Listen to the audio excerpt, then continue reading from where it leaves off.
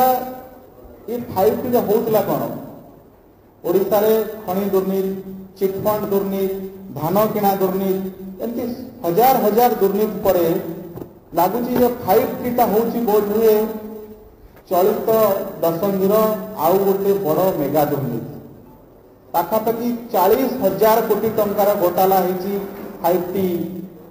परिक्रमा बा 5T प्रकल्पर विभिन्न जगार जो योजना मान माध्यम केवल स्कूल रे रंग मारिकी 5,000 कोटी टंका खर्च होती नेनिया लालिया रंग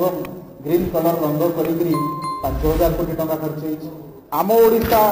नवीन ओडिशा रे जो 4,000 कोटी टंका सरकार घोषणा कले दिगला पैसा आपर्यंत 10% प्रकल्प कौट भी समाप्ति होनी लक्ष्मी बस आउ गोटे घोटाला से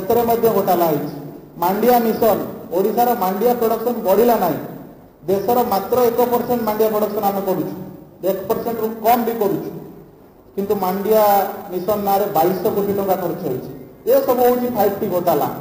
एमती हिसाब हेले पाखापाखि 40,000 कोटी टंकार 5T आसवा पर घोटाला होती 5T काम तदंत होबार आवश्यकता रही।